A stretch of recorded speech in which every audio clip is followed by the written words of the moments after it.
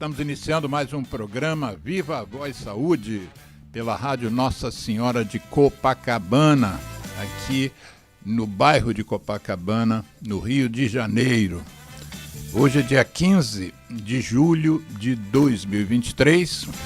Como de hábito, nosso programa é aos sábados e nós vamos hoje conversar com um grande colega médico, colega amigo pessoal e com grande experiência nas suas áreas de atuação, cirurgião geral e também cirurgião vascular. Já trabalhou nos principais hospitais federais aqui do Rio de Janeiro, no Hospital dos Servidores do Estado, no Hospital Cardoso Fontes, 25 anos no Hospital Federal de Ipanema, já trabalhou também no Hospital Municipal, Hospital Salgado Filho, e era uma referência para a cirurgia vascular dos pacientes do Instituto Nacional do Câncer, do INCA. E nós vamos conversar hoje um pouco sobre essa história muito rica que ele tem como profissional médico, mas vamos também conversar um pouco sobre a saúde em si, sobre o Sistema Único de Saúde, mas sobretudo sobre a saúde pública em geral, não só ligada à área da cirurgia geral e da cirurgia vascular. Além disso, nosso convidado ele é um amante do que a gente tem aqui no Rio de Janeiro, talvez de mais da nossa cultura, que é o carnaval, né? Então, o nosso convidado, ele também ele teve a ideia e fundou um bloco de carnaval que desfila no bairro onde ele reside, aqui no bairro do Leblon. Mas nós vamos falar um pouquinho sobre esse bloco, que tem a denominação do bloco, tem um pouco a ver com a visão político-social do convidado, e o nome do bloco é então Inimigos do Império. Depois nós vamos divulgar esse programa, esse link, depois da edição, inclusive, para todos os componentes do Inimigos do Império, para que eles se revejam um pouco. Quanto tempo não sai o bloco? Não, só não saiu esse ano, porque até tem música pronta até 2022. Opa! Depois a gente, na edição do bloco, eu vou tentar resgatar umas músicas dessas. A gente, quando reeditar o programa, a gente coloca essas músicas, algumas imagens do seu bloco. Mas eu queria então que você, primeiro, como eu sempre faço, eu queria te agradecer a presença aqui, porque a gente sabe que a vida de todos é muito atribulada, né?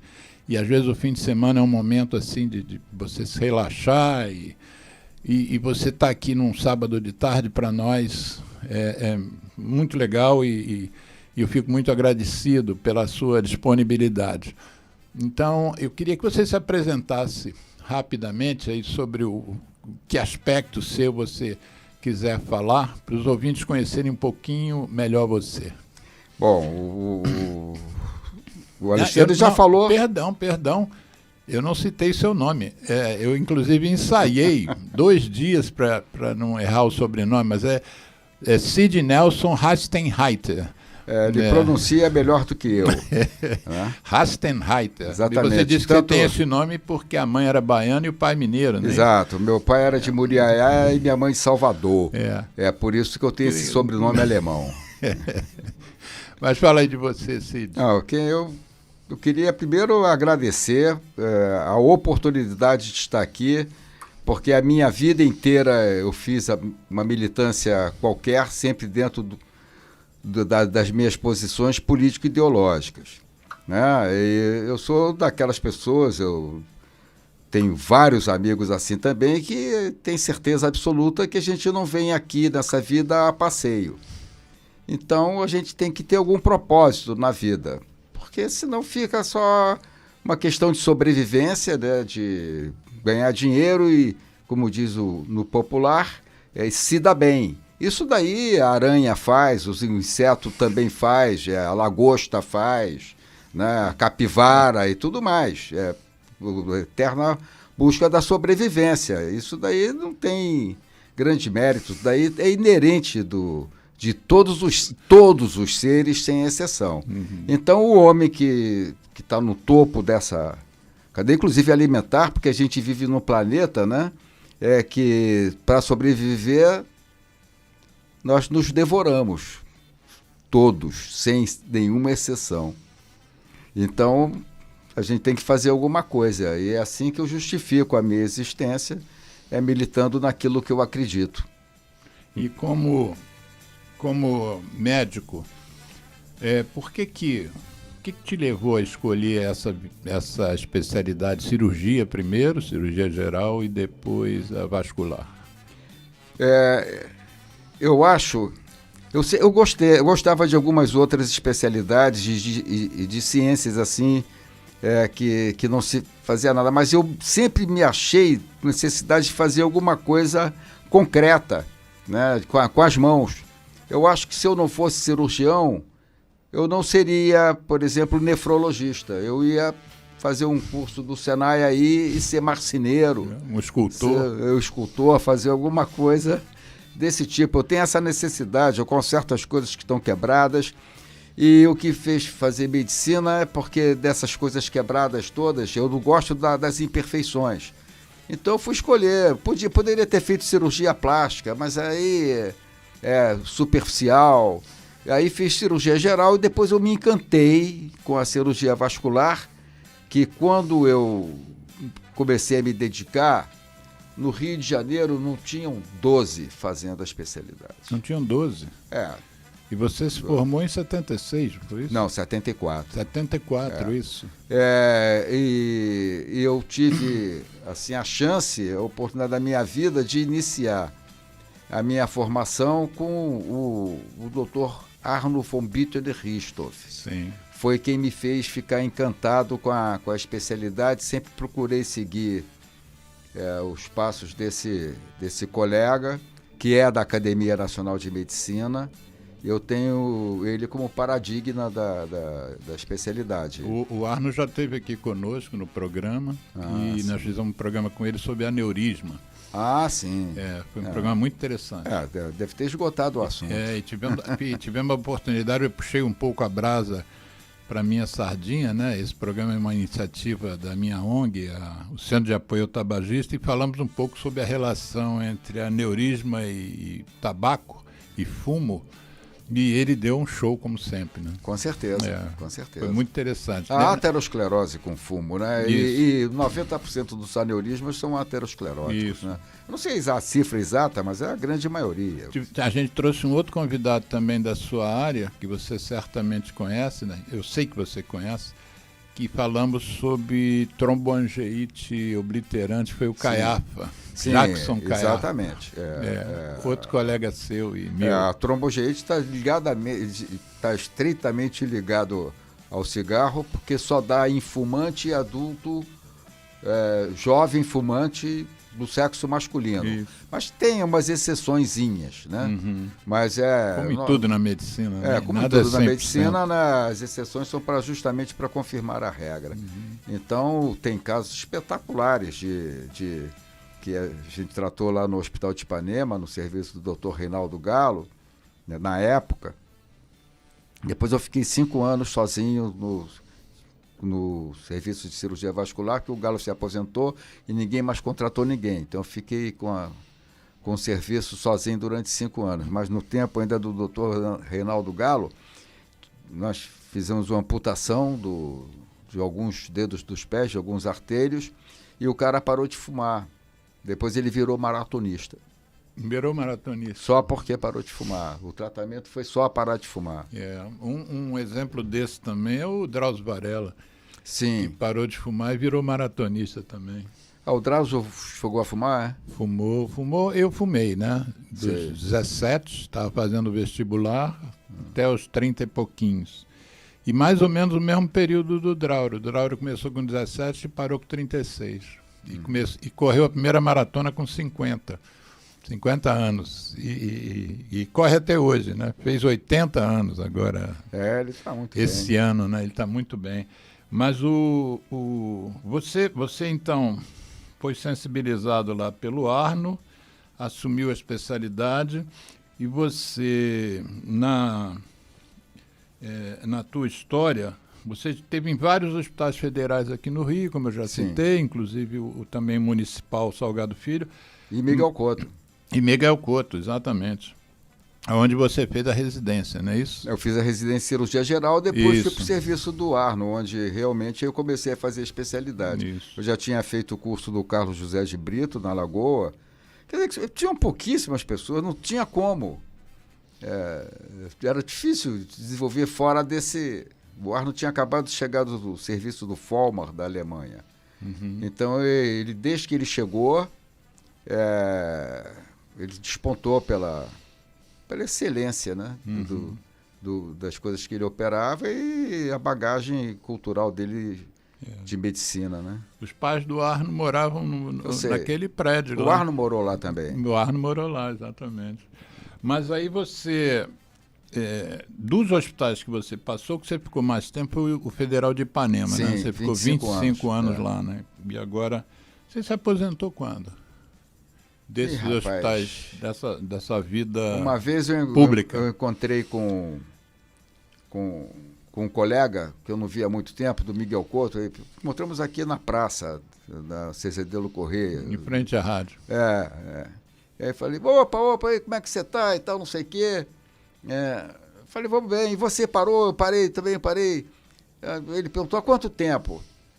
Aí eu falei, vou tirar uma onda com esse meu amigo. Mais de 5 anos. Ele falou, tem mais de 5 anos que você aposentou? Eu falei, já, mas aí eu falei, que besteira, eu fiquei velho, virei mentiroso, não tem nem 3 anos que eu aposentei. Aí quando cheguei em casa, fui ver quando eu tinha me aposentado, já tinha me aposentado nessa época, que já tem bastante tempo, há mais de 8. Porque depois a gente não vê o tempo passar. É engraçado, né? Uma coisa curiosa. Dizer, eu menti sim, mas menti... Para menos. Bom, aí você, junto com essa questão técnica, você também tem uma atuação política, né? Você sempre esteve envolvido com o Conselho Regional de Medicina, com o Sindicato dos Médicos e tal. E vamos falar então, já que o nosso programa hoje não vai focar na sua especialidade, vamos falar então sobre a saúde de uma forma geral. E eu já te peço para os ouvintes fiéis ao programa sabem que eu peço sempre ao convidado para dar o nome do programa em que ele vai participar, ou ela. E você citou uma frase, que é a primeira frase do artigo 196 da Constituição Federal, que o artigo começa da seguinte maneira: a saúde é direito de todos e dever do Estado. E você sugeriu que esse fosse o título do nosso programa hoje. E então, como de hábito, eu pergunto a você, como pergunto a todos os convidados, por que você escolheu esse título? Porque ele é absolutamente completo.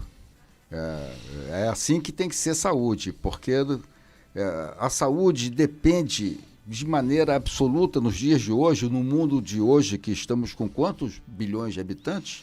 Estamos chegando em 8. Né? Pois 8 bilhões de habitantes, não dá para pensar. A pandemia foi o melhor exemplo disso, como é que todos somos interdependentes.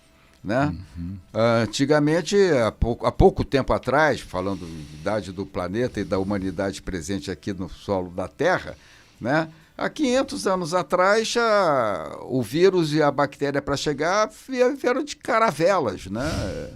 Levava um tempão. A tuberculose é um belo exemplo. Pois exatamente. Agora eles vêm de avião a jato, né, em todos os sentidos. A gripe espanhola, que se for vidas à beça, parece 50 milhões, né, na época, chama-se espanhola porque foi um contingente americano que pegou a gripe nos Estados Unidos, lá na própria solo, e levou para a Espanha. Porque foi para lá que eles desembarcaram. Né?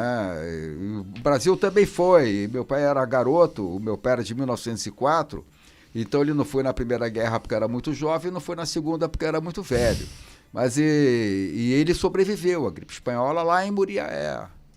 E quando os camaradas os caixões dos soldados brasileiros que morreram de gripe, que chegaram no Brasil, eles falavam assim, morreu de gripe, para ridicularizar os caras que teriam ido na Primeira Guerra. Mas então a coisa é muito mais rápida. Vou falar um jargão que é da Globo, o mundo é uma aldeia global, e é mesmo. Não dá, pois é, por isso que essas fronteiras são todas artificiais. Foram todas conquistadas a ferro e fogo, todas as fronteiras, sem exceção, de todos os países do planeta. Não tem terra conquistada. A Odisseia do Espaço 2001 começa com a privatização da água, que o macaco pega um número de gazela e estava todo mundo querer a água que era pouco ali escassa, aí o cara mais forte falou, essa água é minha. Aí começou.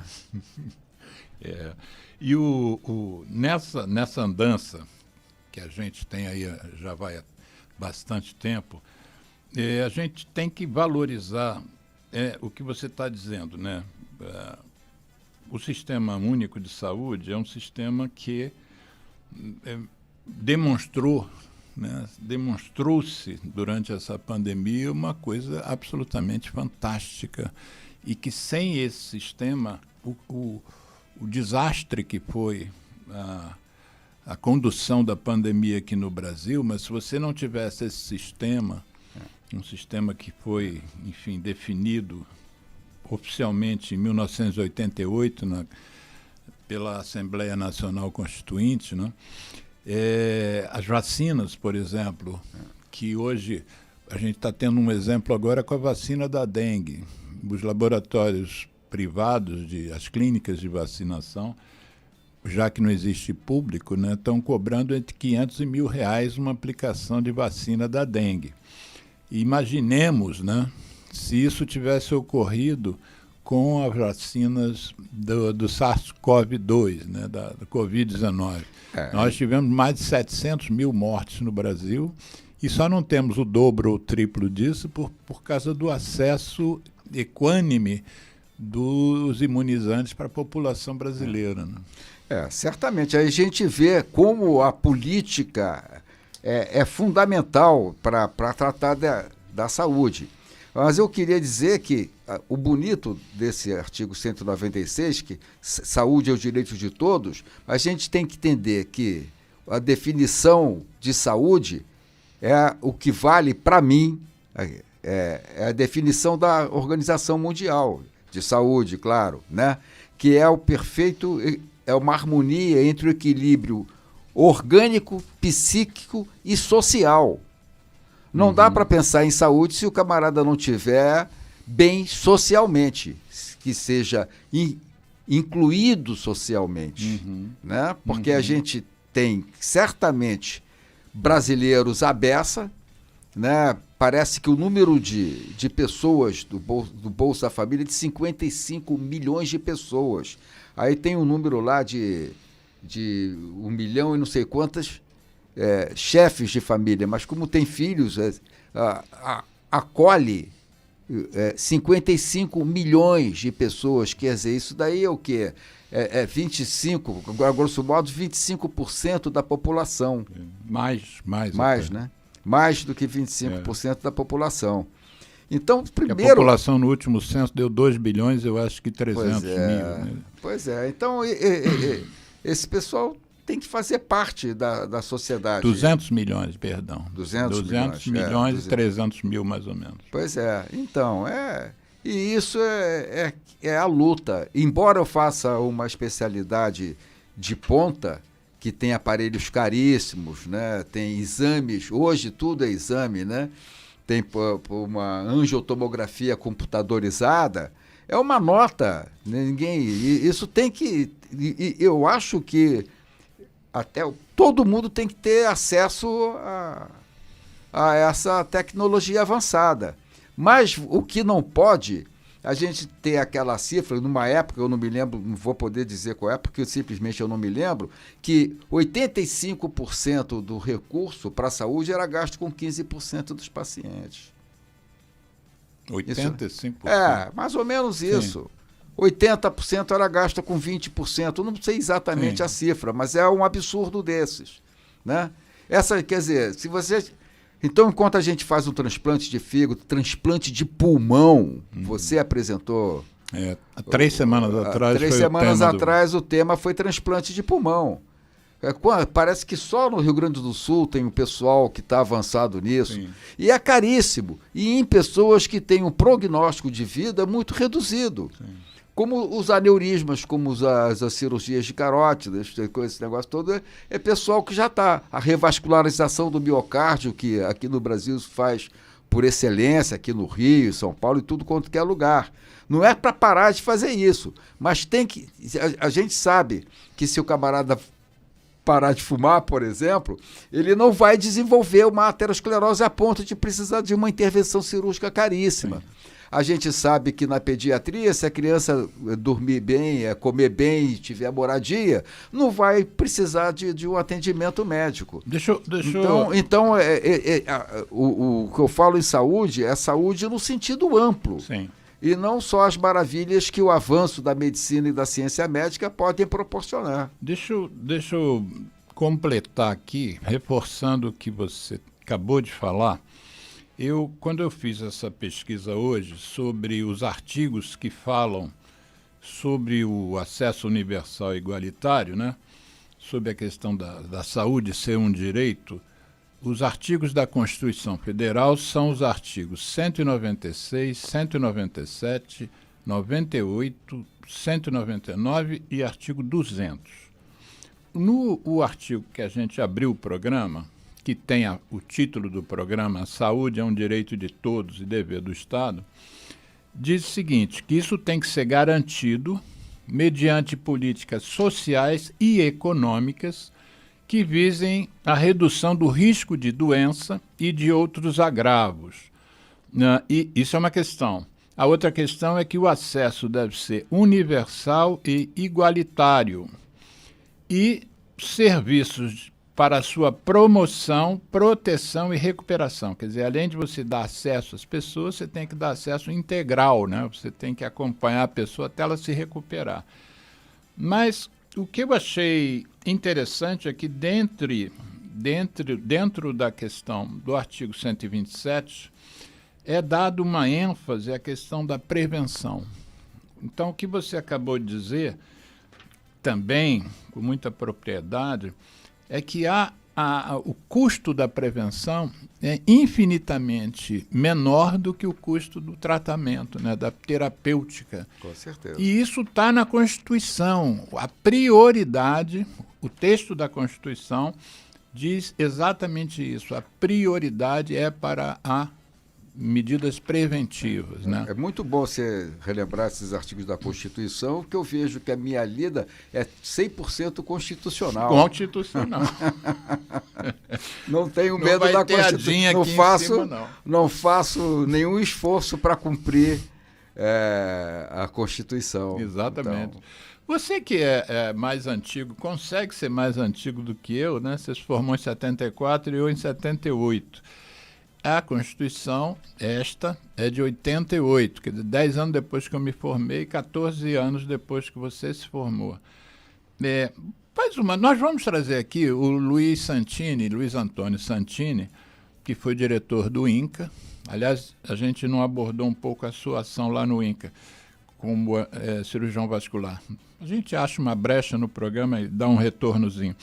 Mas o Luiz Antônio Santini, médico, que foi diretor do Instituto Nacional do Câncer, participou ativamente da feitura dos itens ligados à saúde nessa Assembleia Nacional Constituinte e está escrevendo um livro sobre esse período e vai nos dar o prazer de vir ao programa quando ele estiver lançando o livro. E uma das coisas que eu já antecipo é que ele diz que esta Constituição e esses artigos terem saído do jeito que saíram, isso não veio de graça.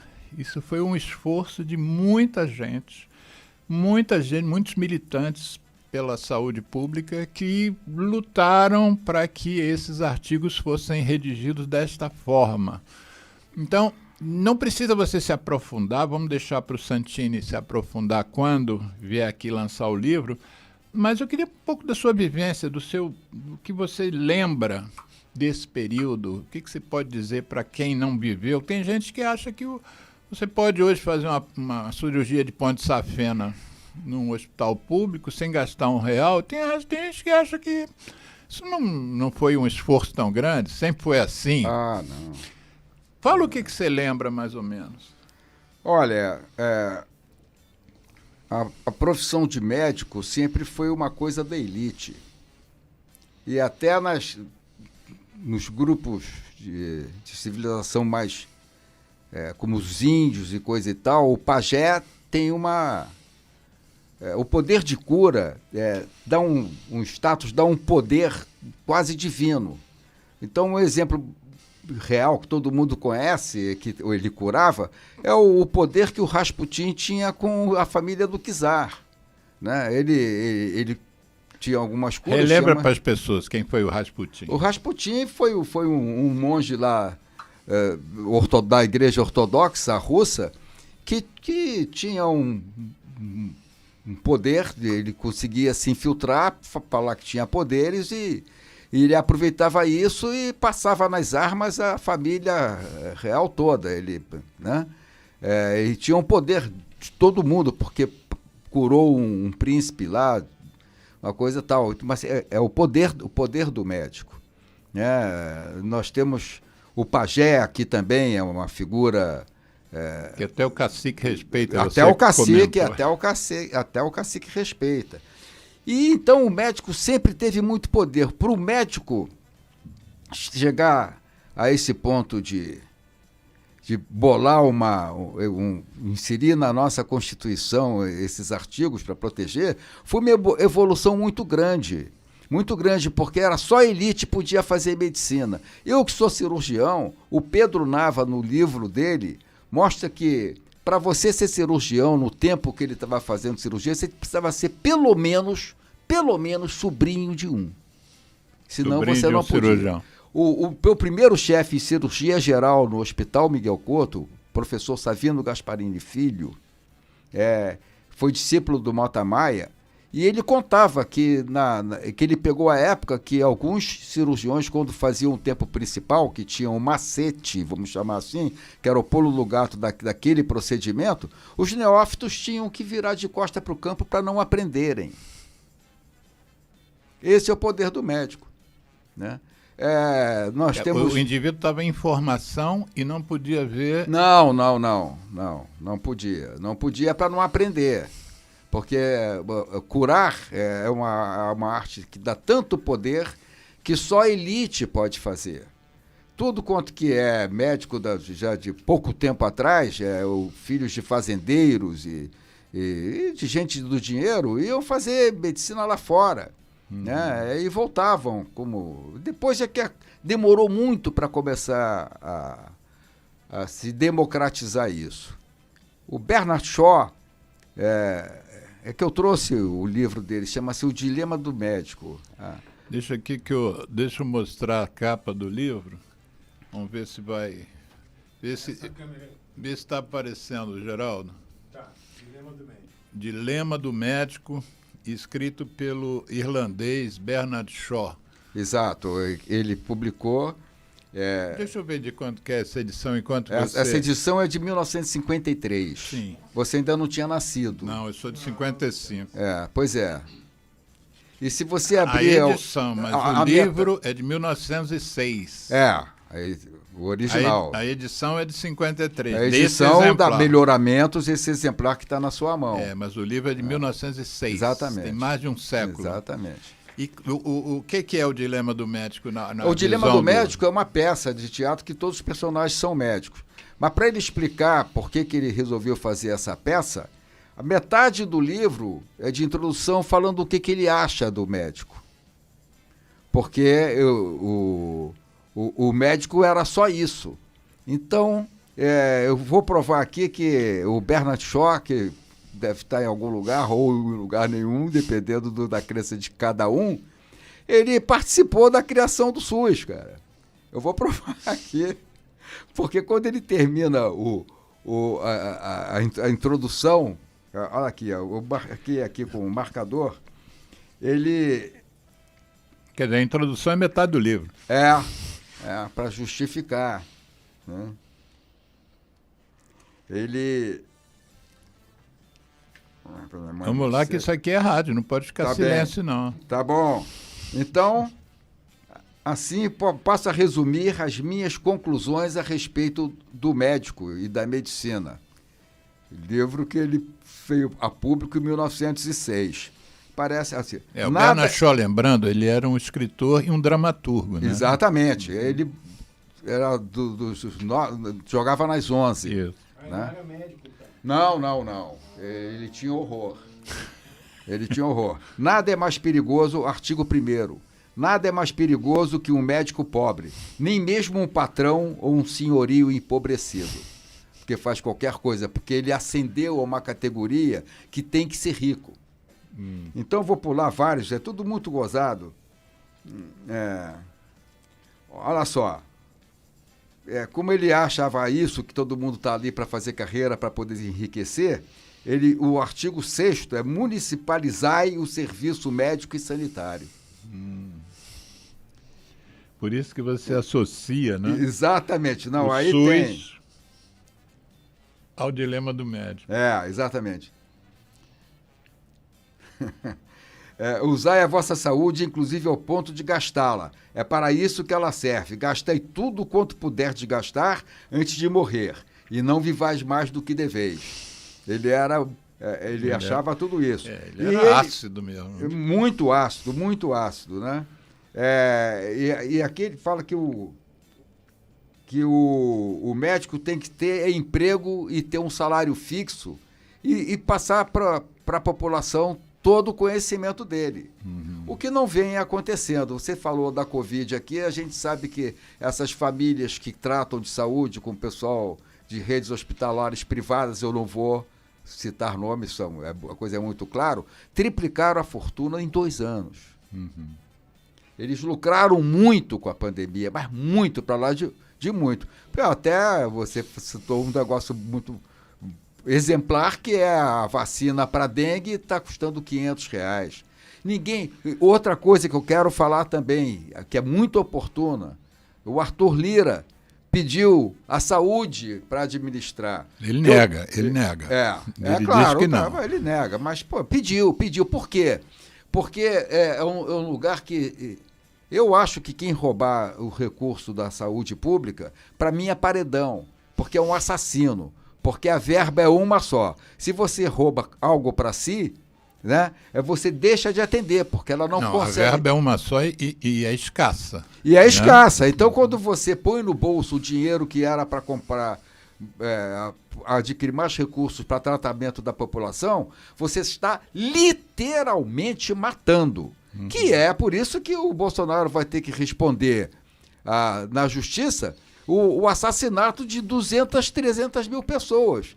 Morreram 700, mas de 200 a 300 no mínimo eram evitáveis se a vacina chegasse na hora. E não como o ministro da Saúde, o Pazuello, né, falou, não, a vacina vai chegar no dia D, na hora H.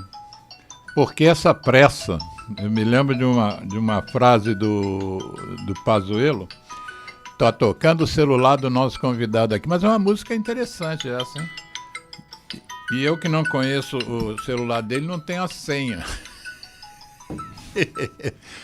Mas o nosso poderoso ministro... Eu peço desculpa aqui.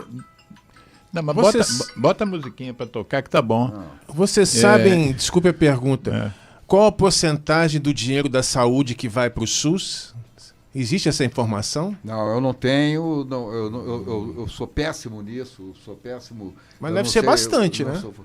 Olha, o que interessa, seja o que for, a quantia que for, não é bastante. É uma das menores que tem. Não, Só a aposentadoria, só as pensões que as Forças Armadas gastam com as viúvas e pensionistas lá é o dobro se você somar saúde e educação juntos.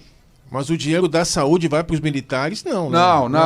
É o dinheiro do Tesouro Nacional. Tesouro. Mas o dinheiro da saúde, quanto vai para o SUS? Não tem essa resposta. Olha, o SUS é isso aí, Sistema Único de Saúde. Tudo é saúde, né? Vacinação, adquirir ambulância, tudo isso é saúde. É muito amplo. Eu não sei te responder, sim. porque é a coisa. Eu estava no meio, estava no bojo dessa explicação. Que por que o Arthur Lira queria, os corruptos querem a saúde? Porque é mais fácil roubar do que em obra. Do que o síndico quando rouba na obra, porque tem desde uma taxinha até o material caríssimo de elevador e não sei o quê e tudo mais. Saúde tem desde uma gaze, uma agulha que custa fração de centavo, até um aparelho de ressonância magnética ou de um PET scan, tá entendendo? Uma medicina nuclear para tratar o câncer, né, e tudo mais. Então, tem que ser tudo nosso, para que não haja desvio. A minha especialidade era uma brincadeira. Um catéter que a gente não fabrica aqui, eu conheci alguns mercantes, as pessoas que forneciam material, eu era amigo deles, os patifes, amigos meus, né? Eles falavam, não, cara. Eu falei, os patifes também são amados, né? Claro, não, pô. O camarada que, o cara pode ser banqueiro. Por que não pode?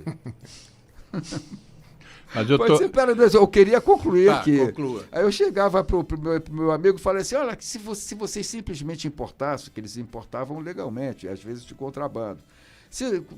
Por que é tão caro que vocês vendem aí? Por que vocês estão todos ficando milionários? Quanto é que vocês põem em cima para pagar Polícia Federal, pagar polícia, pagar bandido, pagar todo mundo? Aí ele falou, se não tivesse nada, se o doutor não pedisse nenhuma comissão, a gente podia bater 500% do preço. 500%. Ele põe 500% em cima para poder pagar essa cascata de corrupção até o material chegar. Mas o diretor do hospital, o chefe de serviço que entrava nessa, não se aposentava, mas ganhava muito mais do que um ano de salário e coisa e tal. Era irresistível. Quer dizer, é um custo que não está... é um custo embutido, mas que não aparece, né? Claro que não. Mas o artigo, eu mencionei aqui, que a Constituição Federal, no que tange à saúde, propriamente dita, tem 5 artigos. O segundo, que é o artigo 197, diz o seguinte: são de relevância pública as ações e serviços de saúde, cabendo ao poder público dispor, nos termos da lei, sobre a sua regulamentação, fiscalização e controle. Ou seja, a questão que se acabou de levantar é uma fiscalização falha e um controle falho. E se a gente for ainda buscar, chegar lá na formação do médico, por exemplo, outro dia eu estava conversando com um indivíduo que me foi apresentado pelo dono de um bar, o Chico, lá do Chiquelaide. E ele, quando tinha pessoas sozinhas, ele gostava de juntar pessoas, né? Então, eu estava nesse dia só e tinha um outro rapaz só também. E ele me apresentou, isso aqui é médico, e esse senhor aqui, ele é representante de uma empresa, mas ele não tinha noção do que era e deixou nós dois batendo papo. E eu descobri, na conversa, saiu que esse rapaz era representante de uma empresa, que eu não vou citar o nome, que fornece para o Brasil tomógrafos. E aí ele me diz a seguinte coisa, já me chamando pelo nome, né, Alexandre, o Brasil é o lugar que mais faz tomografia no planeta. de todos os lugares que nós fornecemos aparelho, nenhum país do mundo pede tanto a tomografia quanto aqui. E você nota, você inclusive já trabalhou em um monte de hospital, já teve contato com um monte de gente, várias fases de formação. As pessoas hoje pedem tomografia para uma gripe. Né? O sujeito faz uma gripe, ele vai já com a tomografia. Tem meninos hoje que não sabem ver um raio-x de tórax, por exemplo, que é da minha especialidade. E isso também, não sei se isso seria uma questão de fiscalização, né, de controle, mas seria a questão da formação do médico, né? Quanto a gente não gasta desnecessariamente porque ou não entende o que o paciente está apresentando, então você pede os exames para ver o laudo, e aí, de acordo com o laudo, esse telefone é insistente, não, deve ser alguém querendo falar com você aí a respeito. O Léo Benjamin.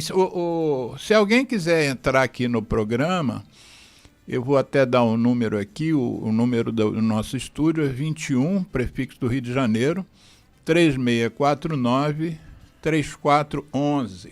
Vê se tem alguma mensagem aí no Zap. Não, eu vou... O nosso é um colega médico, né? É o Léo que você está falando. É um colega médico. Agora não vai ninguém mais fazer. Mas uma outra coisa que eu queria te perguntar, que é uma coisa, por exemplo, que é alcançável, me parece que a China está alcançando, que é o prontuário único. Porque uma outra coisa que a gente nota é que não só as pessoas, o exemplo que eu citei, de fonte fidedigna, o Brasil que mais pede tomografia, não é só tomografia que custa dinheiro, né? Qualquer exame complementar, seja ele de urina, de fezes, de sangue, de imagem, qualquer um deles custa dinheiro. E a China me parece que está adotando o prontuário único porque evita que você repita exames, né? Você hoje vai numa emergência, é feita uma bateria de exames em você, e se daqui a 2 dias você não melhorou, você vai em outra e vão pedir nova bateria de exames. Nós trouxemos aqui, há 2 programas atrás, um urologista para falar de cálculo renal. E ele falou que tem pacientes que entre o primeiro sintoma do cálculo e o último, vamos dizer que leve 15 dias, ele faz 4, 5 tomografias para saber onde é que está o cálculo, para saber se passou, se não passou. Talvez porque ele vai em unidades hospitalares diferentes, emergências diferentes. Então, cada uma que chega lá é uma tomografia. Então, eu vou contar um caso meu para comparar o raio-x simples que você citou. O tórax é um pouco mais complexo do que eu vou contar. Eu atendi no consultório um camarada com em torno de 90 anos, com o pé diabético e que mandada por uma dermatologista, que nada fazia sarar a feridinha que ele tinha entre os dedos dos pés. E claro que não, porque aquilo era uma gangrena, né, com provavelmente lesão óssea, né, e que não tinha jeito, tinha que amputar. Essas amputações a gente faz, eu vou falar o termo e vou explicar o que é. Assim, necrosectomia, pelo menos tirar o que está... Tecido morto. E como eu suspeitei, porque um dos dedos dos pés estava absolutamente desarticulado, eu falei, teve fratura patológica, por infecção, osteomielite. E internei imediatamente, não tem nenhum problema falar aqui no Copador. Internei, foi direto para o CTI, porque idade do camarada, certamente ia operar, então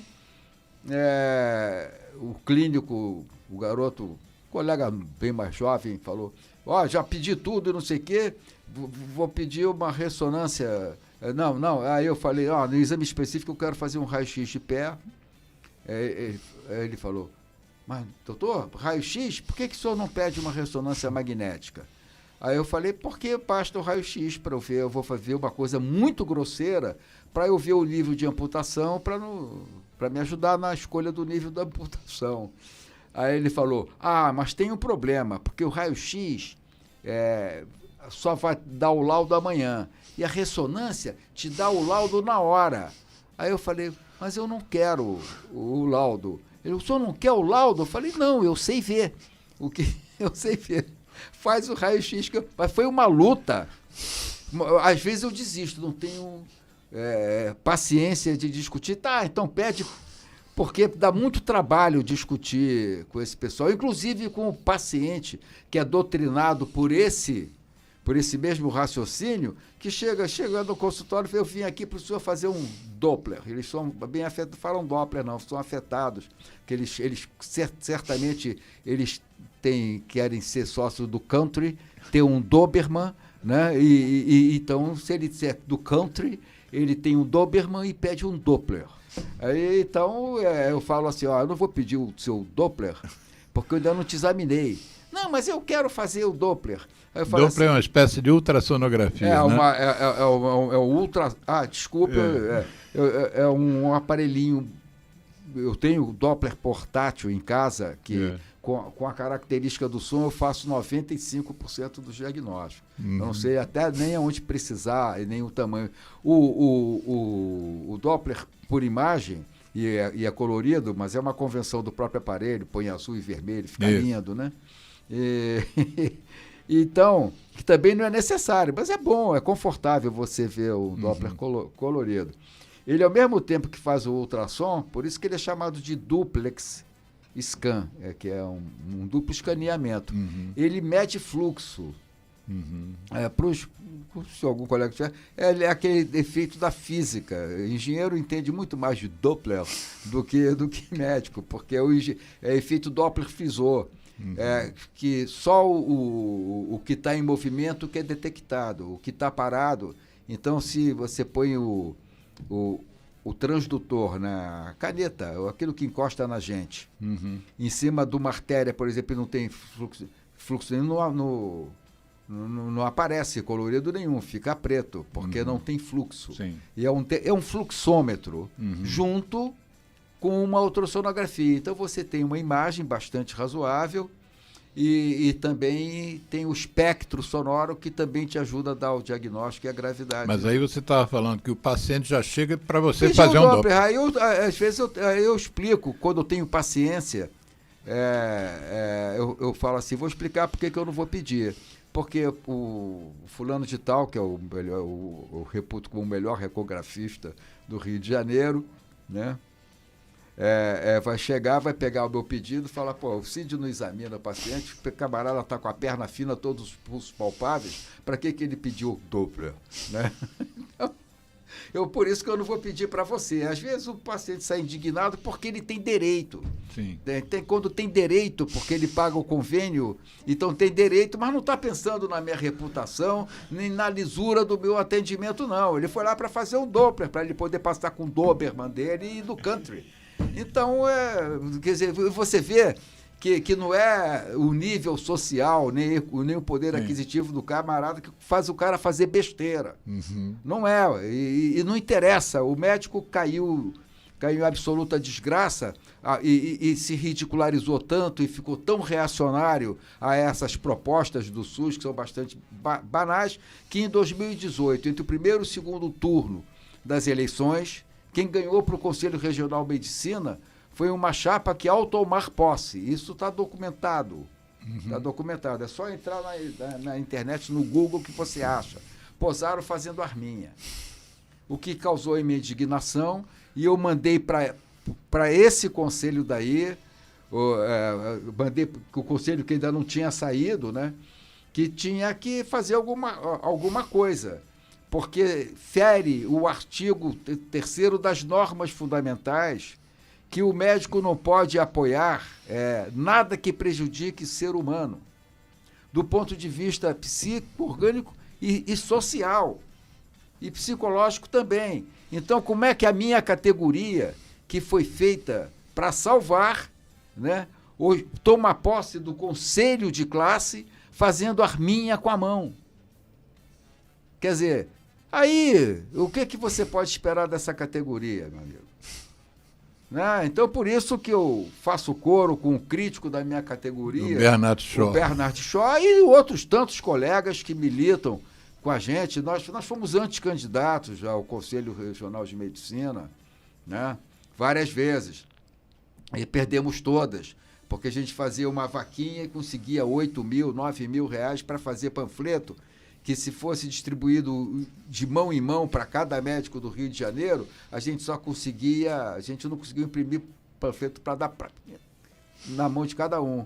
E as chapas concorrentes, eu falei para um amigo que estava na outra chapa, nós vamos ganhar porque nós conseguimos 8 mil para fazer panfleto. Ele falou, nós temos 2 milhões. E fomos em festa no Monte Líbano, que médico para entrar mostrava a carteira do CRM, regada a uísque. Já fui no Yacht Club de outra chapa também, comemorar alguma coisa da nossa categoria. Essa é a nossa categoria. Então, eu acho que o que vai melhorar bastante são essas cotas da universidade, para ser obrigado o camarada ser pobre, né? E no caso a maioria dos pobres é negro, né? Para poder ter acesso, para ter algum compromisso com o povo de onde eles vêm. E não se tornar um jovem médico que está fazendo alpinismo social, porque esse, como dizia o Bernard Shaw em 1906, não há nada mais perigoso do que um cirurgião com fome. Não pode. Não pode de jeito nenhum. Cid, vamos fazer um intervalo para... O Geraldo vai botar 1 ou 2 músicas, né, Geraldo? Dá tempo da gente tomar uma água. Tá. E rapidinho a gente volta para o segundo bloco, que vai até às 3 horas da tarde. Vamos lá, Geraldo. Então agora eu vou telefonar para o Léo. ZY1 201, Associação Comunitária Nossa Senhora de Copacabana, 98,7 FM, a onda que chega ao seu coração. Rua Hilário de Gouveia, número 36, 9º andar, Copacabana, Rio de Janeiro.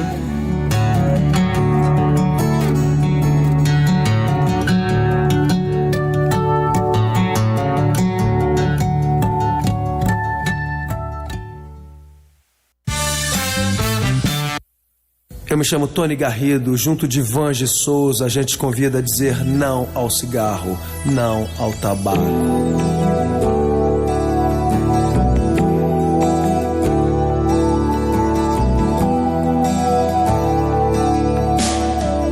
Meio ao caos da fumaça de tantos carros e chaminés, somado ao ar já pesado, cigarros, charutos e narguilés. É feito estufa, é feito por cada um mais um contra, já são 2 a favor do ar mais saudável. Apague o cigarro, acenda o amor. Eu trago a música, soa bem ao meu e ao seu ouvido. Eu trago a música, é o que temos sempre oferecido. Eu trago a música, respiramos melhor o planeta e nós. Eu trago a música, mundo sem tabaco, levante a sua voz.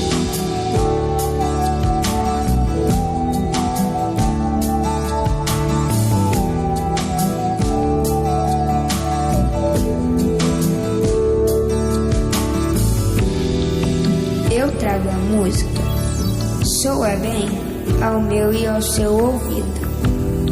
É o que temos, sempre oferecido. Eu trago a música, respiramos melhor o planeta e nós. Mundo sem tabaco, levante a sua voz. É feito estufa, é feito por cada um mais um contra, já são 2 a favor. A favor do ar mais saudável, apague o cigarro, acenda o amor. Eu trago a música, soa bem ao meu, ao seu ouvido. Eu trago a música, é o que temos sempre oferecido. Eu trago a música, respiramos melhor o planeta e nós. Eu trago a música, mundo sem tabaco, levante sua voz.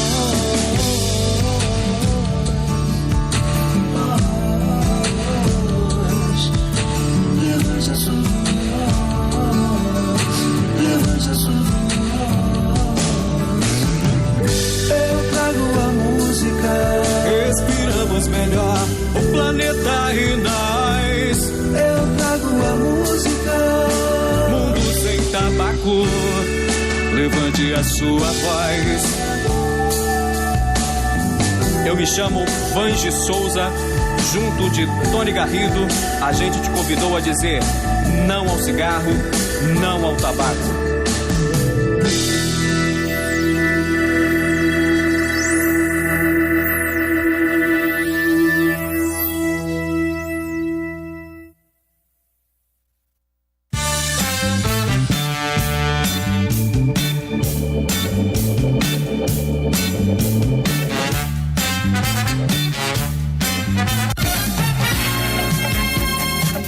ZYU 201, Associação Comunitária Nossa Senhora de Copacabana, 98,7 FM, Rua Hilário de Gouveia, 36, nono andar, Copacabana, Rio de Janeiro. Telefone 3649-3411. E-mail estudionsc@gmail.com.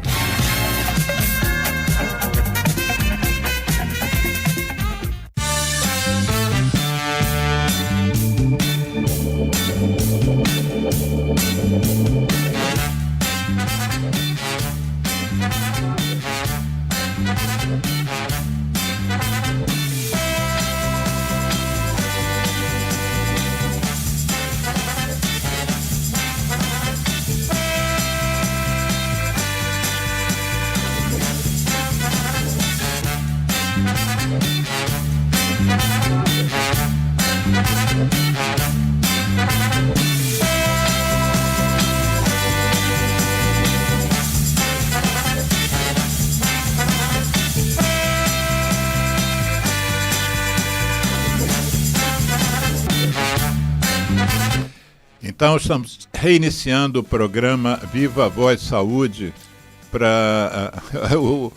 A câmera voltou com ele fazendo o movimento de um cavaleiro no cavalo, viu? Depois, quando você vira o vídeo, é só para as pessoas entenderem o que era aquele movimento que você estava fazendo. Mas explicando o que é o nome dele, o Hassenreiter, quer dizer o cavaleiro veloz, né? Seria mais ou menos. Cavaleiro apressado. Ou muito ligeiro. Cavaleiro muito ligeiro. Então nós estamos conversando hoje com um colega e amigo, Sid Nelson Hassenreiter, um nome que eu treinei bastante durante os últimos 2 dias, cirurgião vascular, grande lutador pelo Sistema Único da Saúde e pela politização mesmo da medicina. Ele não tem nenhuma vergonha de se colocar do lado que eu particularmente coloco como lado correto de nós que gostamos de saúde pública e que entendemos qual é o papel do Sistema Único de Saúde e o papel dos profissionais de saúde, que em parte a gente falou mais de médico, porque nós dois somos médicos, mas eu acho que isso se expande, né, para todas as categorias profissionais que têm interesse e que têm alguma intromissão na questão da saúde.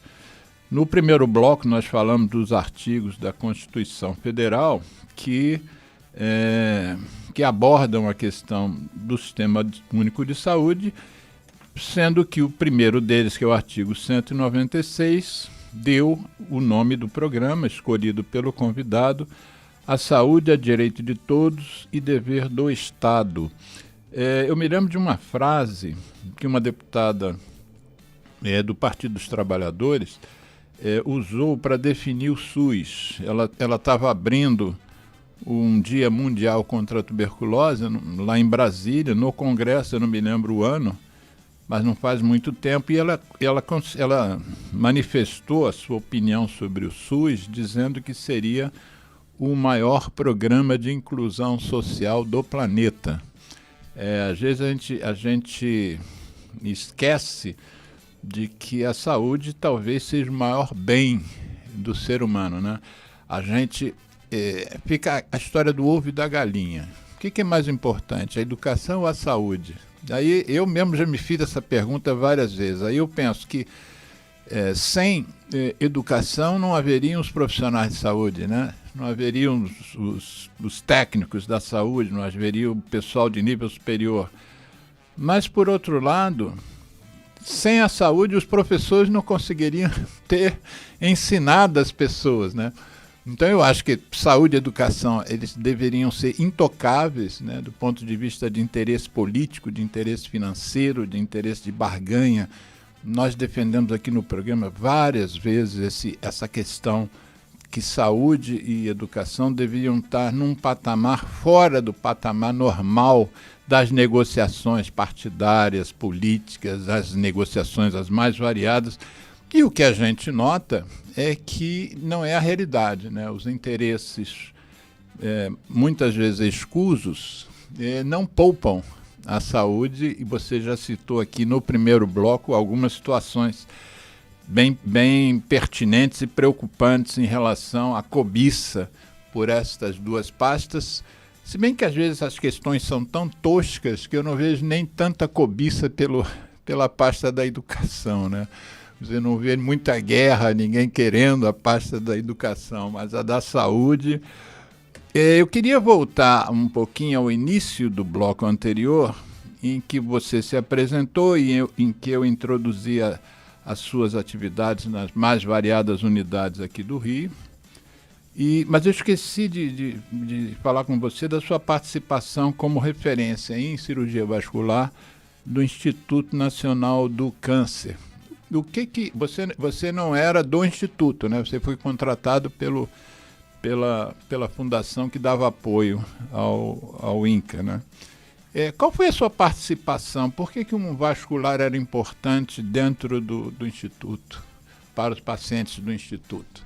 Porque, por incrível que pareça, e isso é errado até hoje, né? Um hospital do porte do INCA não tem um serviço de cirurgia vascular.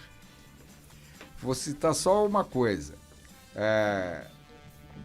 Não tem nada que dê mais trombose do que o câncer e o tratamento para o câncer. Ambos são trombogênicos. Eu vi muito mais trombose no INCA do que em qualquer serviço de cirurgia vascular que eu tenha trabalhado, e não foram poucos. E com os melhores cirurgiões, basta dizer que eu já citei aqui o Arno. Então, era um absurdo, mas o médico é tão voltado para si que a impressão que eu tenho é que no INCA não tem vascular, porque um serviço como a vascular ia ocupar espaço físico. Quem é que ia ceder? Porque o INCA precede o explodir da especialidade de cirurgia vascular, que hoje qualquer camarada de baixa renda, que mora em subúrbio, que tem pouca bagagem, sabe o que é cirurgia vascular. Você pega um táxi, fala com o entregador, eles sabem, minha tia não sei o quê, todo mundo sabe o que é cirurgia vascular, né? E o INCA fingia não saber disso, finge até hoje. É um absurdo o INCA como um todo, porque eu operei nas 4 unidades do INCA, muito. O que eu operei mais é no INCA 1, até pelo porte e pela variação de especialidade. Operei muito no INCA da rodoviária, que é o INCA 2. Operei no INCA 3, que é restrito a ginecologia e obstetrícia, e parece que a plástica se mudou para lá. E até no INCA 4, que é de paciente fora de possibilidades terapêuticas, eu operei também. Então, tinha que ser uma especialidade dentro do INCA muito presente, mas nunca fizeram isso. Então, era assim, o diretor do INCA era amigo do Arno, chamava o Arno para ir lá, o Arno chegou para esse diretor falou, chama o Cid que daí eu fui para dar um parecer. Depois eu fui chamado, você consegue fazer isso aqui? Eu falei, se tiver material, tudo bem. Aí, como eu ia sempre fazer tudo, porque às vezes chamava o camarada, não posso e tal, não sei o quê, e eu passei aí sempre que me chamavam, né? Eu gostava até da remuneração, ganhava mais do que uma consulta de convênio. Uhum. A Fundação do Ari Frauzino pagava muito bem e muito correta. Uhum. Né? E coisas que eles não sabiam o que era, perguntavam para mim quanto é que era. Né? E eu gostava de ir lá porque, sabe, eu fazia tudo. Então eu passei a ser chamado para as coisas mais complexas. Acabei tendo uma caixa de cirurgia lá dentro do centro cirúrgico, Dr. Cid, eu nunca fui do INCA. A coisa acabou porque acabou a Fundação Maria Frauzina para lá. Mesmo assim, mesmo depois que acabou, alguns colegas que a coisa acontece durante a cirurgia oncológica, tinham acidentes vasculares, eu ia lá clandestinamente e operava sem cobrar nada. E lá, porque eu operava em todas as especialidades, isso me proporcionou uma coisa que eu jamais teria. Eu operei no INCA todos os segmentos da aorta, inclusive a zona 0 antes da emergência do tronco. No início, zona 0 da aorta, que foi um acidente durante uma outra cirurgia. Para os leigos, a aorta é a nossa artéria mais importante. Mais importante, né? É que sai do coração para distribuir sangue para o corpo inteiro, para a cabeça, para os braços, para todas as vísceras. A aorta é o guandu, muito antes de chegar na sua rua e muito antes de chegar na sua torneira, para você beber a água. A aorta é o guandu. Né? Por onde vem tudo que sai do coração, ou seja, todo o sangue. Ela não pode ser clampeada, só com extracorpórea. Né? Claro, para fazer transferência, essas coisas todas. Mas isso é outra história, e lá não tinha. E aí eu tive que me virar. Lá, porque outros segmentos da aorta, que o tumor envolve completamente esses vasos, o tumor adere de tal maneira que o vaso sai junto, e aí tem que ter um cirurgião vascular para botar alguma coisa no lugar, ou então amputar a pessoa da cintura para baixo, coisas assim. Então eu estou exagerando um pouco, mas é verdade, ou fazer amputação, ou conserta ou amputa. Ou ir nesses casos de artérias mais importantes, a aorta e o negócio, se você não fizer nada, simplesmente morre, mas morre mesmo, não tem escapatória. Não, eu acho interessante a gente falando do Sistema Único de Saúde e a saúde é direito de todos e dever do Estado. É interessante que boa parte que você falou aí, que exige, primeiro, um técnico altamente especializado, material de intervenção propriamente dito, de cirurgia, leitos, terapia intensiva, equipes de fisioterapia e outros, tudo isso sem custo nenhum para o paciente, né? Lógico. Quer dizer, é uma coisa que eu teimo e eu insisto em dizer que nós, população brasileira, precisamos ser defensores do Sistema Único de Saúde e não críticos, como a gente costuma ver, né? Apenas críticos. O Sistema Único de Saúde foi em que o Obama se inspirou para fazer o Obamacare, que foi deletado imediatamente quando o Trump, eu não falo Trump, tenho dificuldade, quando o Trump, eles falam Doberman, eu me fico chamando Trump. E quando o Trump assumiu, acabou com o Obamacare. Sim.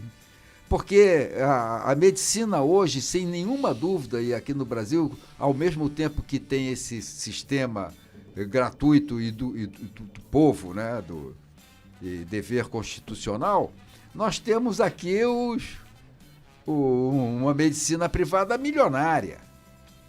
Por que todo que é banco fez? O Bradesco tem Bradesco Saúde, Itaú tem Hospitaú e por aí vai. Porque banqueiro pensa em quê, rapaz? Em lucro. Pô, é uma maravilha, é um mainá. E eu te mandei pelo Zap aí um trabalho de uma pessoa falou exatamente sobre esse desperdício e a grana que dá mexer com essas coisas. É bom demais. Administrar a saúde para fins comerciais, business, né? É ótimo. Não tem erro. Nesse artigo fala que as camadas mais pobres da população gastam tudo o que ganham com saúde. Se não der, mas gastam mesmo. Ninguém fazem vaquinha. É um espetáculo ver a solidariedade que tem entre as camadas mais pobres.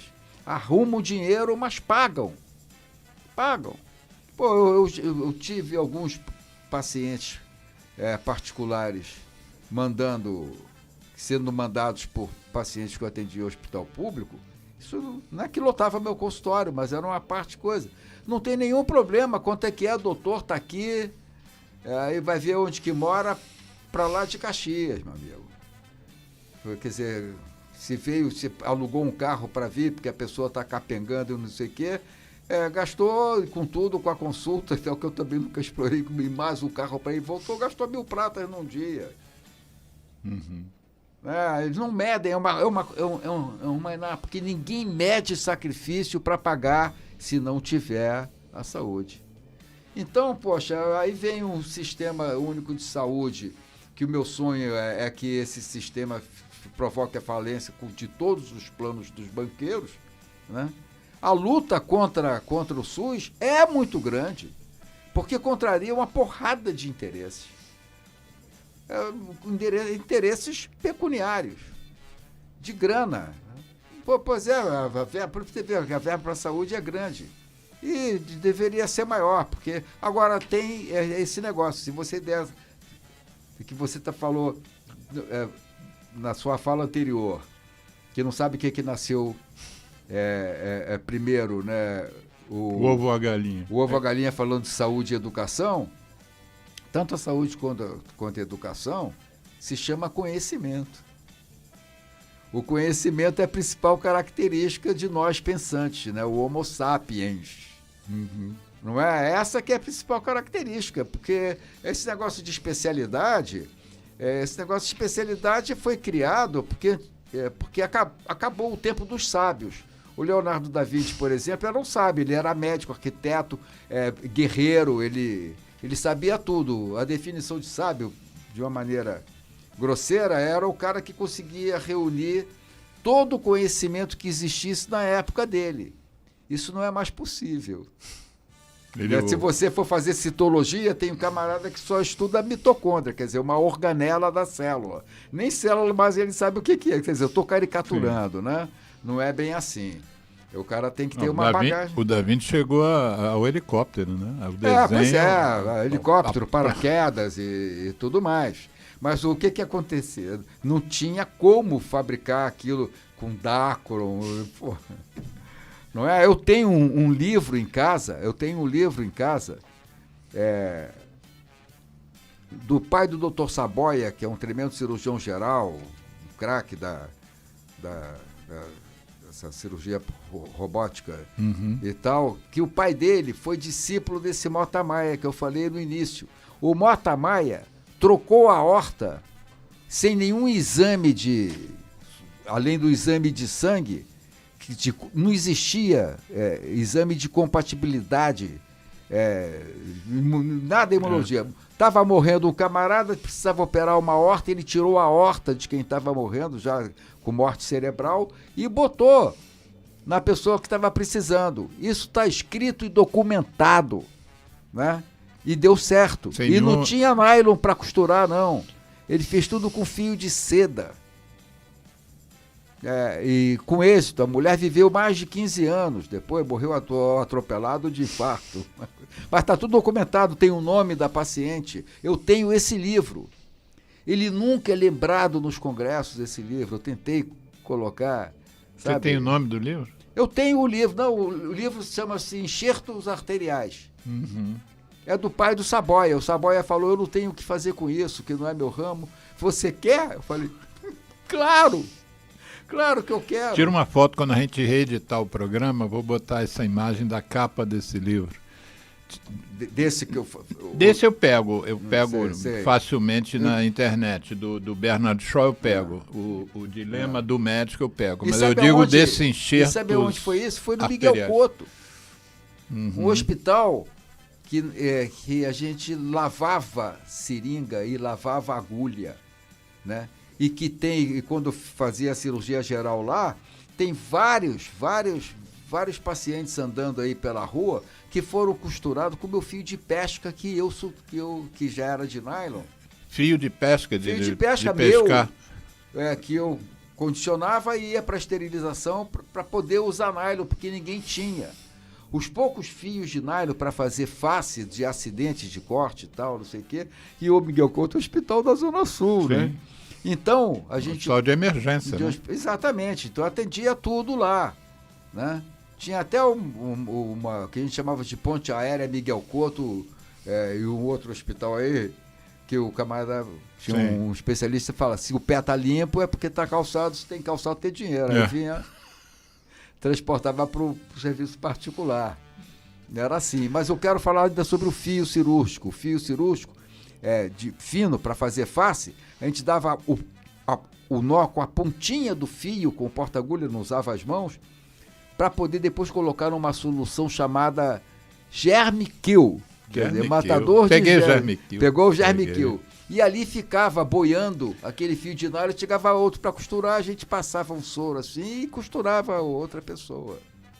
Uma precariedade, né? Precariedade. Nós tivemos aqui um colega que talvez você conheça, Sérgio Sampaio Novo, ortopedista, e ele me contou umas coisas desse nível, né, tempos passados, por exemplo, uma redução de uma fratura com 2 cabos de guarda-chuva, de vassoura, um de cada lado da perna, e depois aquilo enfaixava. Tutor externo, né? Exatamente, tutor era cabo externo, de vassoura. Funciona. Né? Tem um livro chamado Manobras Cirúrgicas de Espada Fora, que trata que esse espada fora foi... Eu vou explicar tudo. O espada fora, argentino, hermano, que foi discípulo dos irmãos... Espada Fora é o nome da pessoa. Nome do médico, Espada Fora. Tinha sido discípulo dos irmãos Finocchietto. Os irmãos Finocchietto, na época que a melhor escola cirúrgica torácica do planeta era a Argentina. Argentina. Os irmãos Finocchietto fizeram o afastador de costela, que você sabe muito bem o que é isso, que você faz pneu, que é uma cremalheira que sem isso você não consegue abrir um tórax. Ninguém consegue. É argentino. Então, esse livro de manobras cirúrgicas, ele não ensina a operar nem isso nem aquilo, mas ensina a operar tudo. Como é que se usa o afastador e não sei o quê. E passa na época ruim da Argentina de grana, que os hospitais esterilizavam jornal para botar como campo cirúrgico. E as gases e compressas eram lavadas uma a uma para ser reutilizadas. Eu tenho esse exemplar do Espada Fora. Então, tudo é possível. A gente fazia pouco com o nosso nylon de pesca no Miguel Couto e tudo mais. Dá para fazer muito mais. Sabe, o desperdício é imenso. As luvas de látex eram todas reesterilizadas e tinha um setor que as enfermeiras detestavam trabalhar, que era no entalcamento. Depois que, para elas poderem ser esterilizadas e não grudar uma na outra, eram entalcadas. Então, antes de começar uma cirurgia, você ficava lavando bem para sair todo aquele talco para não dar aderência, para não irritar o intestino e não dar aderência depois. Os catéteres de Foley, que é para enfiar pela uretra para chegar na bexiga, né, eram todos reesterilizados. Todos. Tudo era esterilizado. E a diferença, você que pegou essa fase e pegou outra, tinha muita infecção hospitalar? Claro, era normal você ficar amarelinho. Mas nos Estados Unidos também, 25% dos cirurgiões da minha época eram portadores de hepatite B. Eram portadores de hepatite B. Porque a hepatite é 1000 vezes mais infectante do que a AIDS, né? Então, a luva, se tiver um furinho, se você se machucar um pouquinho... 25% dos cirurgiões americanos da minha geração tinham hepatite B. Então, tomara que os médicos jovens possam ter acesso a essa nossa entrevista e saber que você é um cara que viveu isso e, ao mesmo tempo, vive nesse momento, né, de avanço da medicina. Eu acho que tem uma ligação para a gente aí. Mas, Geraldo, tem alguém querendo... Ele está fazendo uma pergunta aqui que eu vou fazer. Ah, tá bom. Então, deixa eu ver se ele fez algum comentário no chat aqui. Não. Mas, Cid, Vamos voltar um pouquinho à questão política antes da pergunta do nosso ouvinte. Existe uma diferença grande em quem tem uma visão política. Eu estou dizendo isso em relação à gestão da saúde, ao entendimento do que é saúde e o que precisa ser feito na saúde pública. Em quem está de um espectro ideológico para o outro.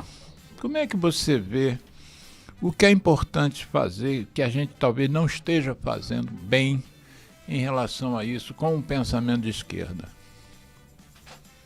Você podia repetir o X da questão? O X da questão é o seguinte: eu vejo gente de outro espectro político que não o meu, defendendo certas teses que não são as minhas, como, por exemplo, planos de saúde baratinho, né? Um plano de saúde que não cobre praticamente nada, mas que é baratinho, ao invés desta mesma pessoa defender a melhoria do Sistema Único de Saúde. Então, investe nessas teorias de medicina privada baratinha, e você não vê essa mesma pessoa que inclusive já foi ministro da Saúde, defender uma melhoria do SUS, né? Mais aporte de recursos, melhor gestão, claro, e tal. Como é que você vê essa coisa? Como é que, para quem está de fora, que não é um militante político e não é da área da saúde? Eu comparo isso daí ao tráfico, né? A medicina mercantilista de alto nível, que a gente vê que domina aí, e quem não pode pagar cocaína, cheira o crack. Uhum. É diferente. É muito gozado, né? Por exemplo, agora tem a robótica, nós temos alguns amigos lá no Leblon com câncer de próstata, e uns puderam, né, pagar a robótica e outros não podem, né? E são ainda assim operados, né?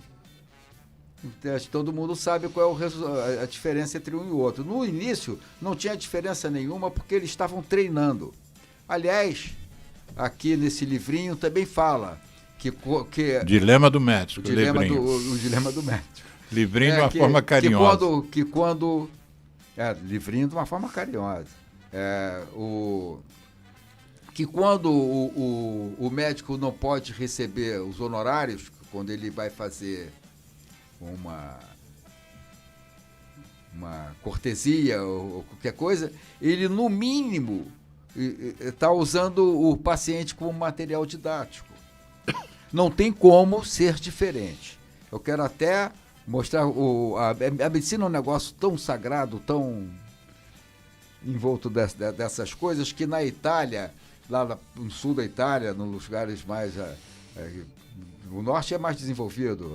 Depois tem tem a Sicília, tem aquele negócio, que eles eram atrasados em CTI porque o italiano tem que morrer na casa da nona, ou seja, da avó.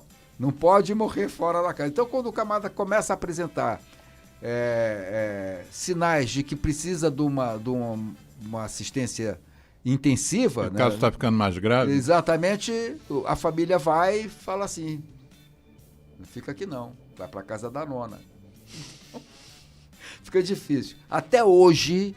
A nova geração tem médicos italianos que lá para o camarada pegar no paciente tem que ser ajudante uma coisa até ridícula, como eu já citei aqui antes, que chega na hora H, o neófito tem que virar de costa para o campo para não aprender.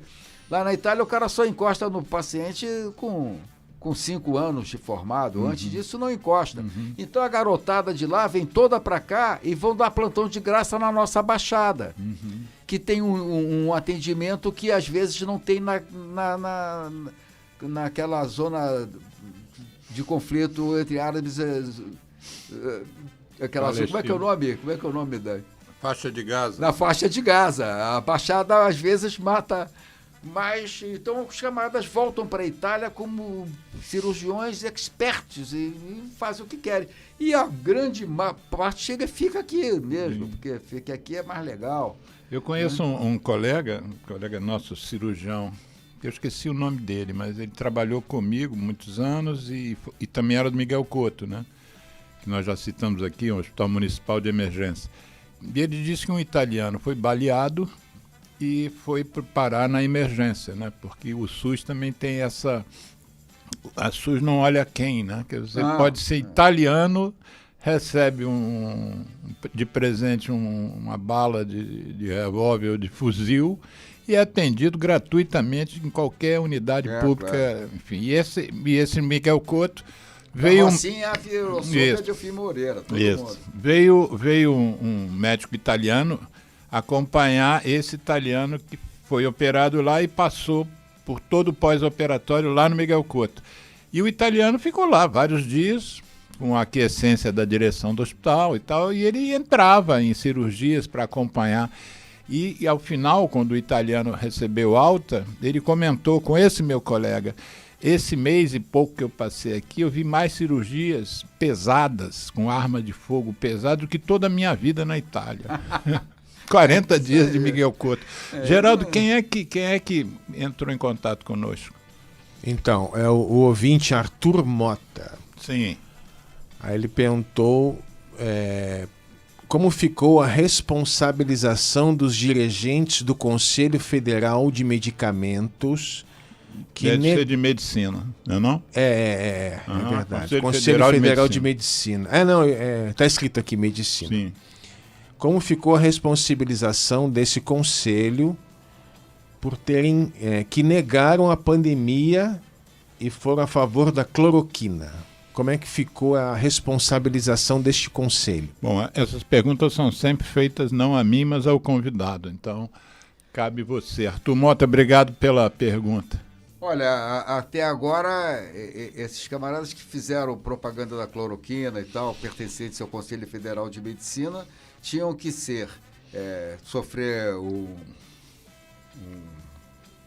na minha opinião, teriam que ser caçados, perder o CRM, não poderiam mais exercer a profissão. E depois tem que se responder isso daí criminalmente, porque é uma autoridade médica que a população segue. Então é induzir a morte. Simplesmente é induzir a morte, e isso está claramente nos artigos fundamentais da ética médica e também na lei ordinária. Na lei ordinária, eles têm que responder isso. Eu acho que vai ser muito difícil. Quando foram chamados os médicos cubanos aqui, a categoria foi para o aeroporto e fizeram o corredor polonês. E por falar em Itália, esses mesmos médicos cubanos foram recebidos como os heróis na Itália. Heróis. No período pandêmico. No período pandêmico. O que eu soube, complementando a tua resposta, o que eu soube é que essa semana que passou, o Supremo Tribunal Federal, na pessoa do Gilmar Mendes, desarquivou esse processo que tinha sido arquivado, se não me engano, pela PGR. Então parece que o Ministério Público Federal acionou o STF e coube ao Gilmar Mendes desarquivar, e envolvendo não só o ex-presidente, mas o ex-ministro paraquedista, mais o Conselho Federal, mais aquela médica que teve um apelido jocoso de Capitã Cloroquina, e mais o secretário de Saúde, secretário nacional, Elcio Franco, também militar. Não sei Anvisa, desculpe a pergunta, a Anvisa faz parte do Conselho Federal de Medicina? Não. Isso é um conselho de classe, é um conselho só de médicos. Aliás, estão querendo mudar para a ordem dos médicos, como tem a ordem dos advogados. Não tem nada a ver com a Anvisa isso? Não, absolutamente. O que é a Anvisa? Desculpe a pergunta. A Anvisa é a Agência Nacional de Vigilância Sanitária. Isso. Não tem nada a ver com o governo?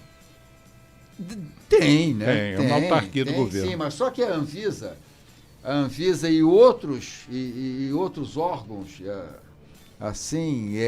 são independentes do Ministério. São independentes, mas são infiltrados.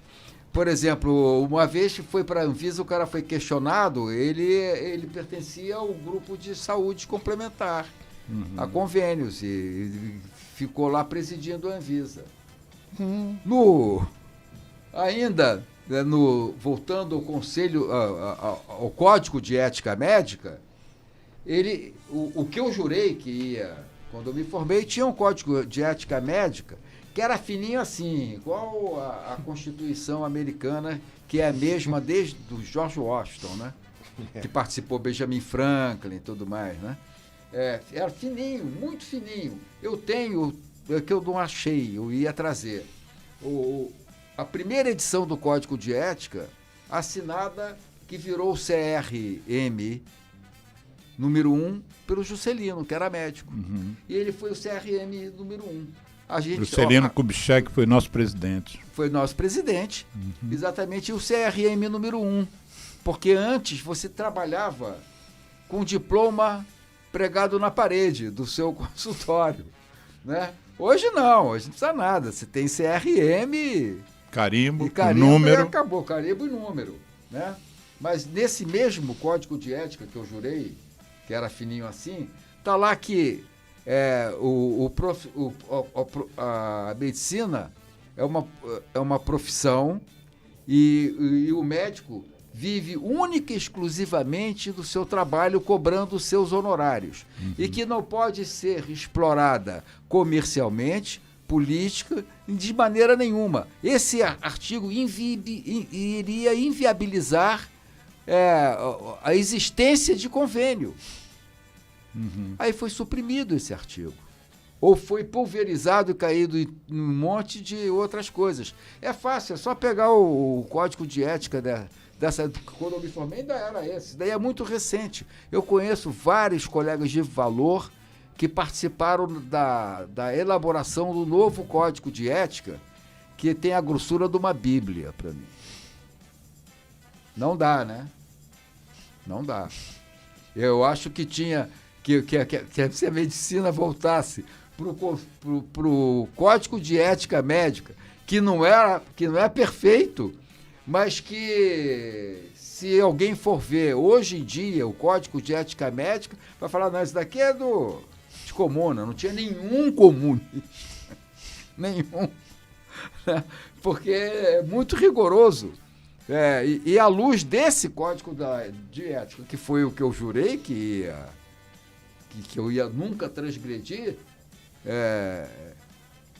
que esses camaradas todos podem ser expulsos da categoria, não podem mais exercer a profissão, como os torturadores, como foi caçado o doutor Amilcar Lobo, que era chamado doutor Cordeiro. Um psiquiatra, né? Um psiquiatra, mas que sabia medicina o suficiente para examinar e falar, pode continuar a bater. Opa. Bonita a profissão. Cid, como é que você está vendo esses primeiros meses do atual governo federal, mas notadamente a postura da ministra Anísia Trindade? Como é que está te batendo? Eu tô... Poxa, olha só. Não dá para atender as diferentes cabeças nossas de médicos, mas está 1 milhão de vezes melhor. Agora, paralelamente, os prefeitos e governadores estão leiloando o Souza Aguiar, tá entendendo? Transformar tudo em medicina privada, porque o filão é muito bom. É inesgotável. Quando eu li a notícia do Souza Aguiar, que para quem não é do Rio de Janeiro, é a maior emergência da América Latina. Pública, né? O Hospital Municipal Souza Aguiar. Quando eu li essa notícia, eu nem pensei em fake news, eu achei uma coisa tão tosca, tão absurda, que eu nem me preocupei muito. Mas eu já ouvi isso em 2 outros momentos e agora você está trazendo aqui. Isso é vero, então? Isso... É vero. Por exemplo, eu moro numa rua no Leblon que o Crivella vendeu o terreno da Conlurb. Crivella foi o ex-prefeito aqui da cidade. Ex-prefeito aqui da cidade. Tá de tornozeleira, né? Mas foi o suficiente para ele pegar um patrimônio público e entregar para uma imobiliária. Qual o patrimônio? Aí lembra? O terreno da Conlurb, sim, que ia desde a Adalberto Ferreira, que é onde fica o Hortifruti e a Cobal, para quem conhece o Leblon aqui. Conlurb é a nossa companhia de limpeza urbana. Limpeza urbana. E vai até a Bartolomeu Mitre. Fizeram um conjunto que vai ser em frente à minha casa, isso. Pois é, exatamente. Em frente à sua. Absolutamente, eu jogo pedra lá de casa, mesmo sendo apartamentos de fundos. Dá para jogar uma pedra neles lá. Mas vendeu.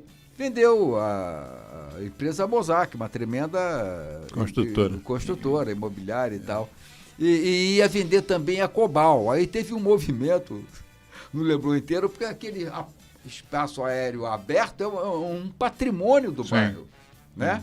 Que fica ao lado do Flamengo. Subaproveitado, mas não deixa de ser. Exatamente. Mas não interessa. Aliás, posso falar uma coisa que não é do tema? Claro. Mas é da Cobal. Sim.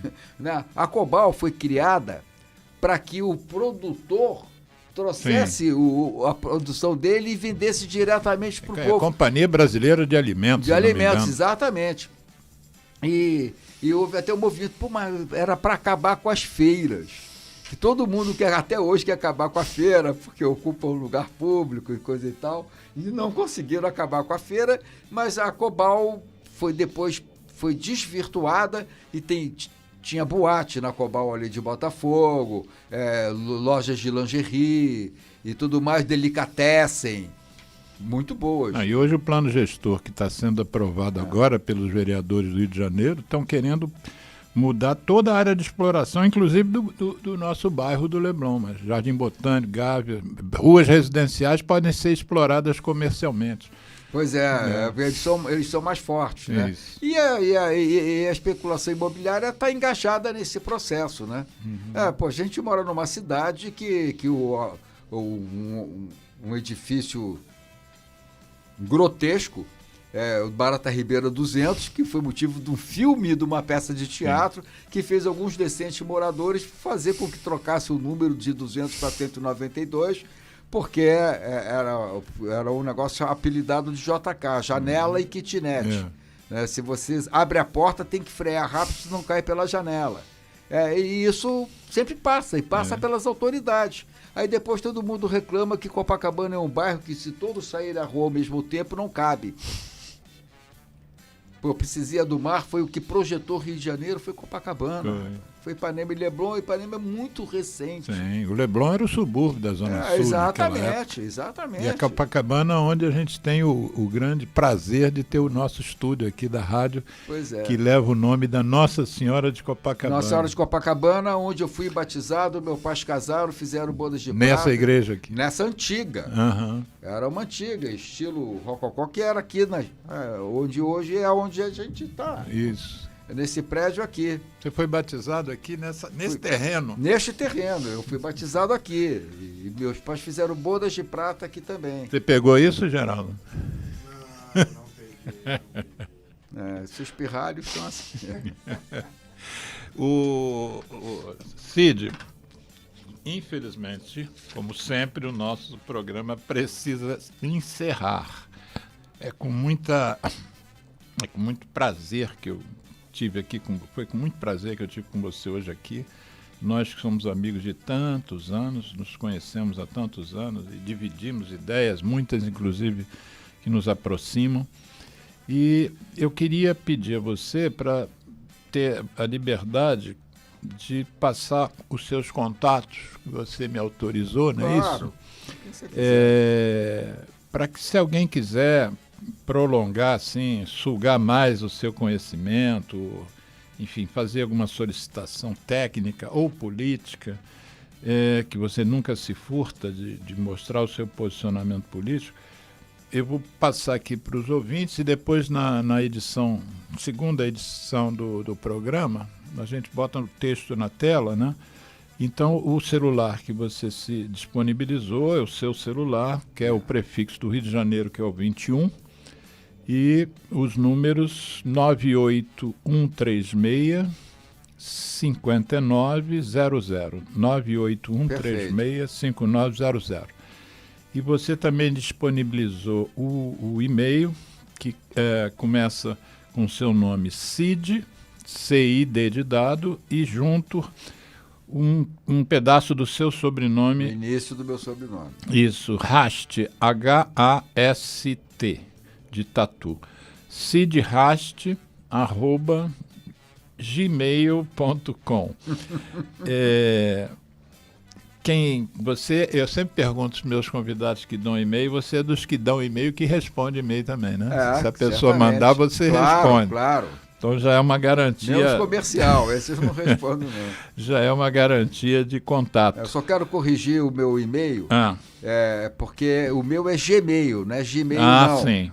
Até porque eu falo Trump e não falo Trump. Isso. mas aí eu concordo. Você assume essa postura, mas o ideal é que você fale Mail, né? Mail, aí eu seria perfeito. Que aí seria mais correto. Gmail.com. O meu endereço eletrônico, como os portugueses chamam mouse de rato, né? Isso. Isso, perfeito. Bom, eu vou me comprometer ainda hoje de mandar o link do programa para alguém que você, com toda a humildade que te é peculiar e toda a simplicidade, diz que Arno von Richthofen foi uma pessoa muito influente na sua formação, não é isso? Hein? Sem ele eu não seria o que eu sou na especialidade. Isso, e também na postura dele, é um camarada que sabia, e sabe até hoje, eu encontro com ele, ele sabia o nome de todos os meus pacientes do serviço dele, até hoje. Precisa dizer mais alguma coisa? Não, né? Arno, um grande abraço e qualquer dia você vai voltar aqui ao programa e na edição do programa eu vou colocar um link do programa que ele esteve aqui falando mal do cigarro, quando o tema era aneurismas. Sim. Né? Então eu queria que você encerrasse o programa, se despedisse aí dos ouvintes. Depois amanhã a gente baixa o programa e já vai colocar como podcast também. Vai ficar só o áudio e depois a reedição do vídeo. Quanto tempo que ele tem, Geraldo? 2 minutos para encerrar o programa, Cid. Eu queria dizer que eu não sirvo como exemplo de absolutamente nada que o Alexandre falou, nem na política, nem na medicina. Aqui é o meu posicionamento pessoal e tudo que eu falei, eu fico inarredável nas minhas convicções, mesmo não sendo doutor em nenhuma delas, né? Tanto do ponto de vista profissional quanto das minhas convicções políticas, que eu acho que tem demais, porque o homem é um animal político. E a prática da medicina está extremamente ligada à política que a gente pratica. Política no sentido amplo, não é política partidária, não é nada disso. Nunca fui partidário, eu sempre fui e tenho umas convicções do que eu acho que nós homens somos e sempre rezo para toda a humanidade, especialmente os brasileiros, para que eles se despertem e se tornem bons. É isso, para mim, essa é a minha política, essa é a minha medicina. Bom, ano que vem, eu vou relembrar os ouvintes, quando for o desfile do Inimigos do Império, o bloco com certeza. Cid Nelson Heistenreiter.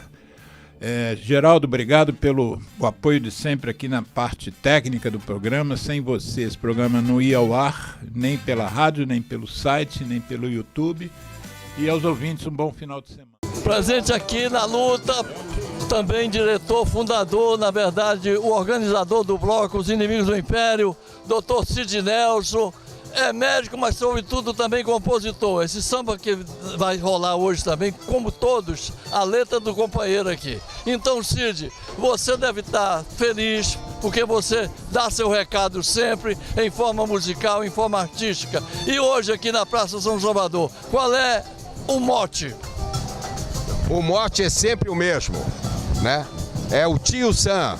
O bloco se chama Inimigos do Império, porque sabemos que as grandes mazelas que caem sobre o povo brasileiro, a única responsabilidade é do pai e padrinho de quantas forem as ditaduras sanguinárias promovidas pelos Estados Unidos da América do Norte. É esse o nosso mote. O povo brasileiro não tem nenhum inimigo interno, como eles querem fazer agora, e para onde as Forças Armadas acham que são preparadas para combater o inimigo de dentro a favor do inimigo do rei de fora. Então é por isso que nós existimos. Eu fico torcendo para o dia em que o nosso bloco e o nosso mote for completamente obsoleto. É quando não mais existir o imperialismo americano sobre as nossas cabeças. Que seja na refrega, essa merda de império, já que tem